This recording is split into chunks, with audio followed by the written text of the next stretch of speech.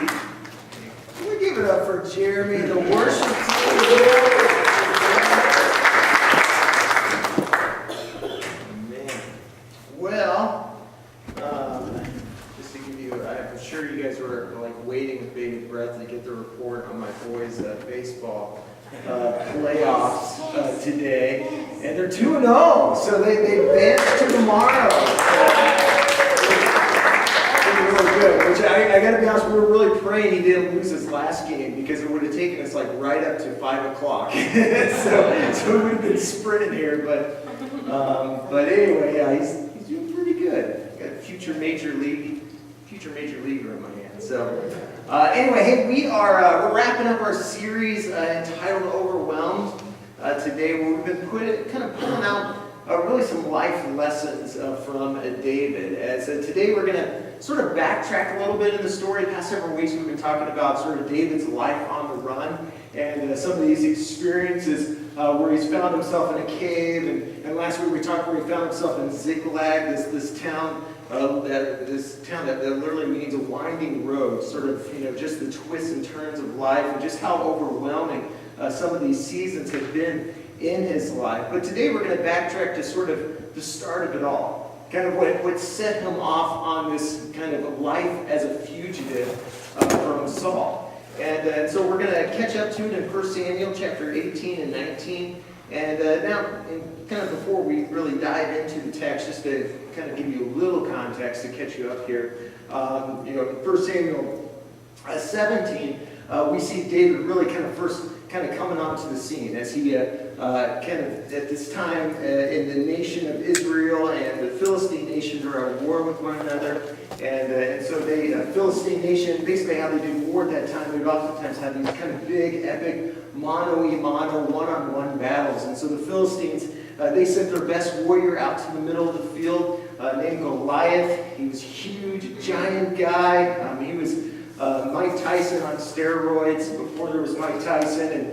And everyone was scared of him except for this little shepherd boy by the name of David. And so David takes on the challenge of the fight. And just in case you've never heard the story of David and Goliath, spoiler alert, Goliath gets taken down by this seemingly kind of no-name shepherd boy from nowhere in David. And I share that because David is about to find that some of the greatest tests of our lives are not always how you handle difficulty, but how you handle success.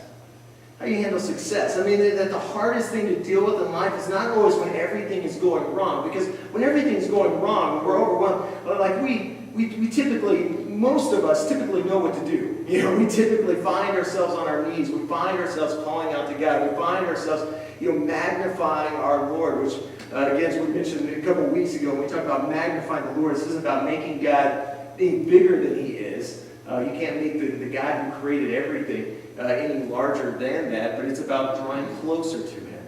And oftentimes when we're overwhelmed and where life is tough, that sort of just comes naturally. But how do you handle success, though?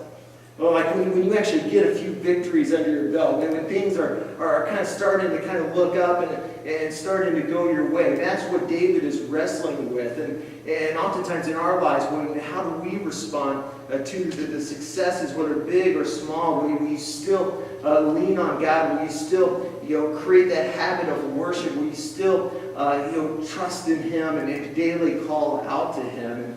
And so here's David. He's got a few victories under his belt. And he does what doesn't necessarily always come natural for a lot of us. He continues to press into God. And yet David, again, he finds his success. And this is, again, where we kind of start to catch up to him in the passage. 1 Samuel 18:5 says, whatever Saul asked David to do, David did it successfully. He did it successfully. So Saul made him a commander over the men of war. Commander over the men of war. Now, here's what you got to get. Notice David, he wins the battle. He wins this battle, but what's his reward? What's his reward? What's his trophy? What's his prize for winning the battle against Goliath? Well, he gets to fight more battles. He gets to fight more battles. And generally speaking, that is the reward for winning. Winning, whether it be whatever the size victory, whether in life and faith and even in relationships, if you win a battle, what you win oftentimes is the opportunity to fight again, to fight another battle. Think AKA Rip City, go Blazers. They won Game 7 in the Nuggets. Anyone watch that? Any Blazer fans? Come on, yeah. I got my score alert updated on my phone back there, so you're a buzzing. That's probably what it is. But when they won that epic game, what did they win? They won the opportunity to take on the champs, to take on the Golden State Warriors, which is what they're doing right now. I think of some of you, maybe you're excited because you won the battle relationally. There was a girl that you've been chasing after, and you finally, you've been dating her, you finally won the battle. You finally got her to say yes to marry you.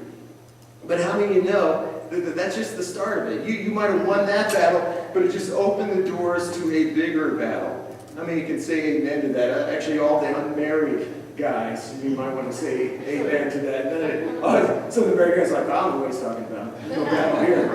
Our relationship's a Hallmark movie, right? But that brings us, again, to something we're going to talk about today, and really the focus of today. Again, when you win some battles, basically it opens the door to other battles. And I think I share that because I think for some of us, the key in our lives when it comes to overcoming, being overwhelmed, is not just how you and I handle difficult seasons, but also how you and I handle difficult people. How you and I handle difficult people, the men of war, or the women of war in our lives, the conflicts in our lives. In fact, there's an old Latin phrase, which I'm not even going to attempt to read the Latin part of it, but it just simply means this, is if you want peace, prepare for war.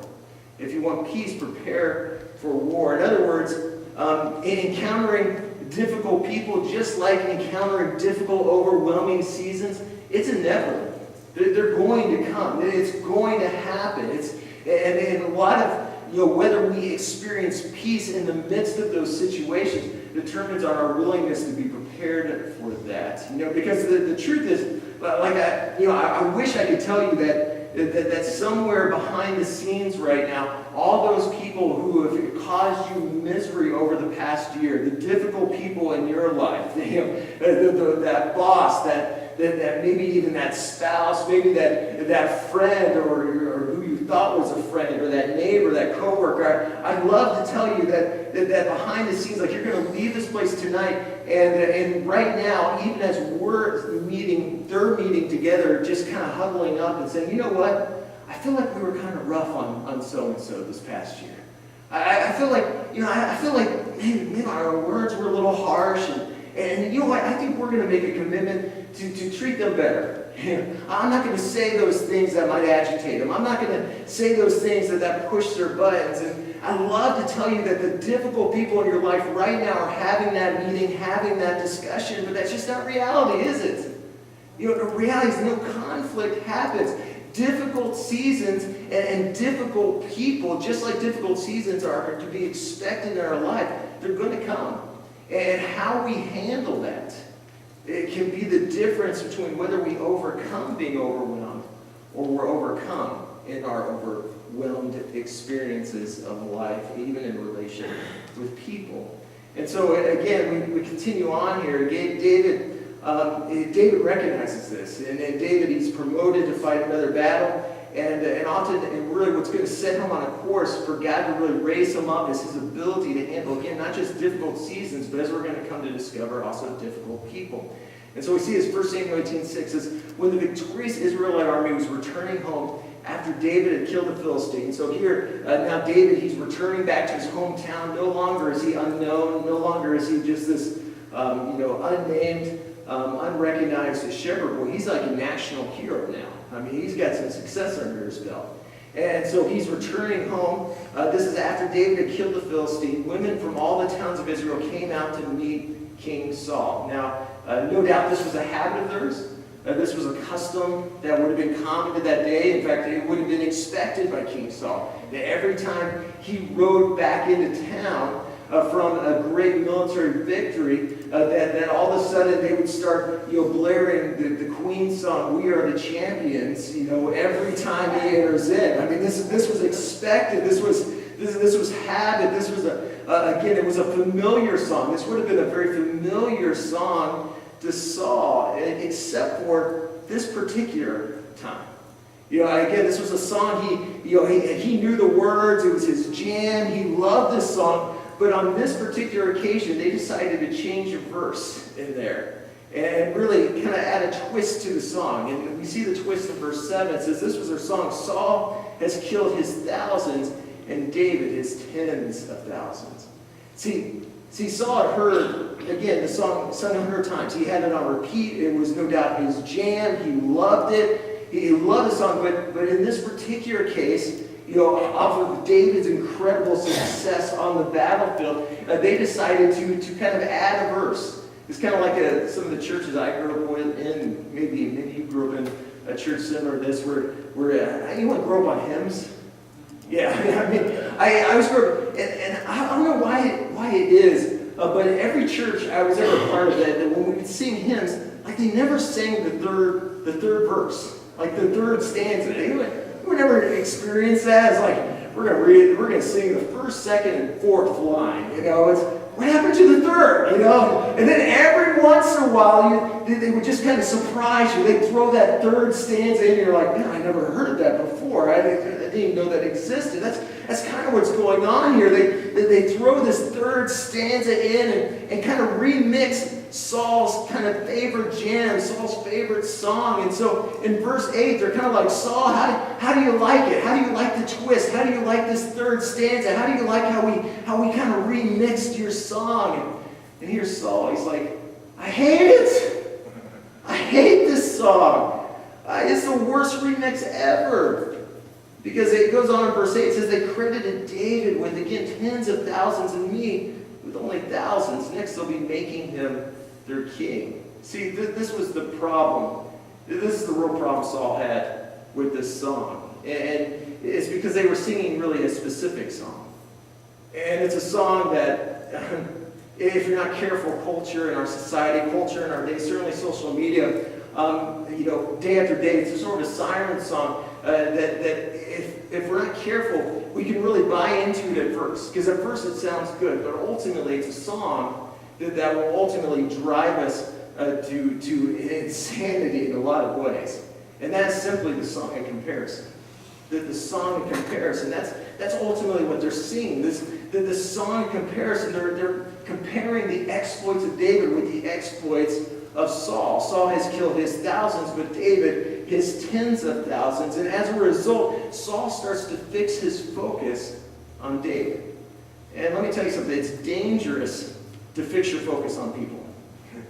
It's dangerous to fix your focus on people, and specifically in two ways. And in fact, we're going to see this here in verse 10. It says, the very next day, tormenting spirit from God overwhelmed Saul. Because again, like I said, comparison, ultimately, it will make you crazy. If you live your life looking at everybody else, what they've got and what they're doing, it will drive you mad. It will steal your joy. It will steal your peace. In fact, I think there was a quote that said, comparison is the thief of joy. And I think that's so true. Because here's the thing, again, when you fix your focus on people, there's only two possible outcomes.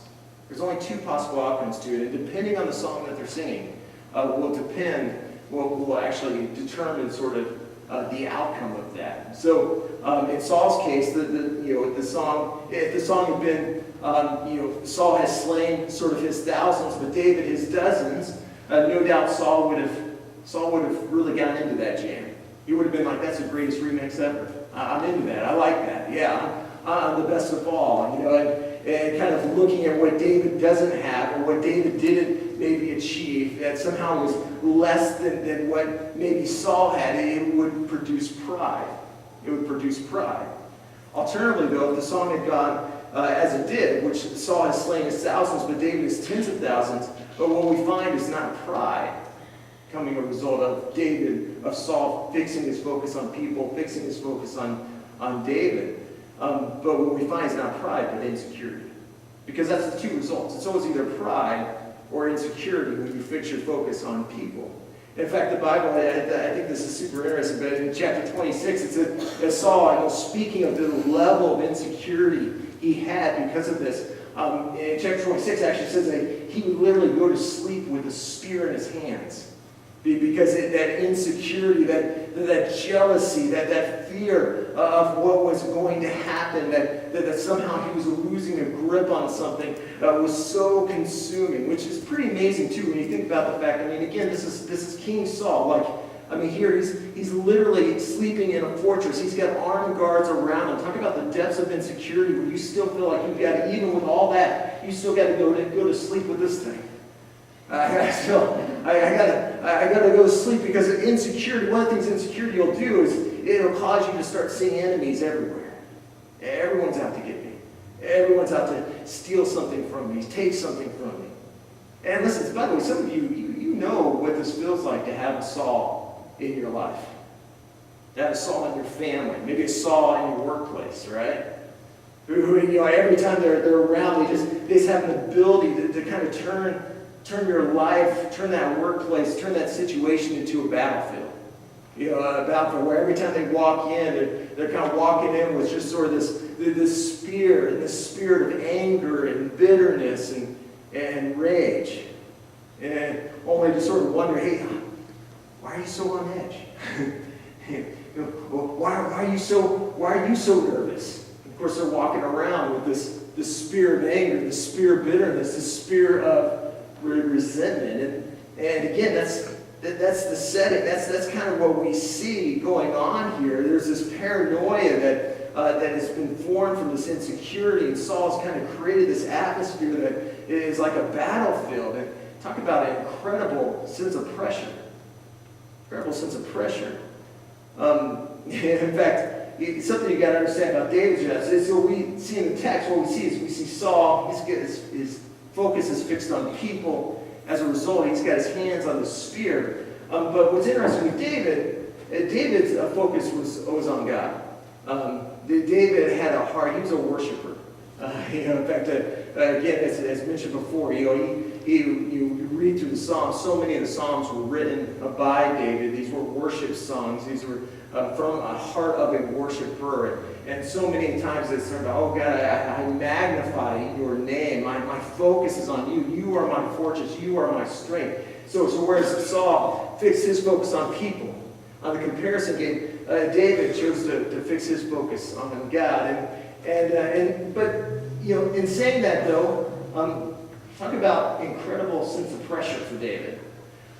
Because again, imagine here you got Saul who's walking around with a spear. But David, he's walking around with a harp. Now, and you guys didn't know this, but I'm pretty mean on a harp. This is one of my smaller ones, so you had no idea I had skills at this, but look at that. Luke, I think I got a job, right? Yeah. So David always had his hand on the harp, and in fact, actually, David's job at that time was actually. It was a really interesting job because basically the text says that every time David would enter into worship, as he would start to play his harp, it actually brought relief to Saul. It brought relief from this tormenting spirit, from so much of that inner struggle, that inner angst, that inner depression that he was facing and wrestling with, that inner insecurity. And so every time Saul would start to go to a difficult season, he'd kind of like, hey, Alexa, play my favorite worship song. For Saul, I would say, bring David. I need to hear David play his harp. And yet, again, when we're talking about the pressure, the pressure of kind of living in this environment, living in this situation, living sometimes in relation with difficult people. Man, talk about pressure. To have Saul holding his spear over you as you're trying to play this harp. You're trying to kind of soothe his pain. You'll heal his hurt. And see, and here's the challenge. And here's why I bring it up to you. Because for David, again, something you got to understand about David. David was a guy with a special set of skills in the terms of Liam Neeson. He was a guy, he was a fighter, he was a warrior, he had success on the battlefield. He had success when it came to all the external enemies of Saul. But what we're going to discover in this fight, in this battle, is it's a fight that would ultimately overwhelm David in the sense that it would eventually exhaust David. Because it was a fight that he could never win. Because for Saul, you can understand, for Saul, what Saul was wrestling with, Saul's greatest enemy was not Goliath. It wasn't the Philistines. It wasn't even David. Saul's biggest enemy was Saul. Saul's biggest enemy was Saul. In fact, by the way, the greatest enemy that any one of us will ever face is the enemy within us. It's those inner demons, those inner struggles, those inner hurts, right? And yet here's David. David's thinking that he can, just like he's taken down Goliath, just like he's taken down all these external enemies, that somehow this is a fight that he can win as well. That if I just play well enough, if I play good enough, that somehow I can help Saul to defeat this ultimate fight in his life, have victory in this area of his life. And yet the reality is, and what David would come to discover, and really we all have to discover in life, is that there's some battles, those internal struggles, there's some battles that I can't win for you, and you can't win for me. There's some struggles that we wrestle with and that we deal with that I, when it comes to, say, just experiencing joy, when it comes to experiencing happiness, there's some things in life that I can't give you. I can help maybe for a moment bring some of those things. For a moment, David was able to bring relief to Saul. But what Saul was looking for, the victory Saul was claiming for, the joy and the peace and the freedom Saul was desperate for, it wasn't ever going to be found in David. Because no matter how, the truth is, no matter how good David played, eventually David was going to fall short. Eventually David was going to disappoint Saul, because what Saul needed most was not what David had. What Saul needed most was this relationship with God. Was the relationship that David had. The peace that David had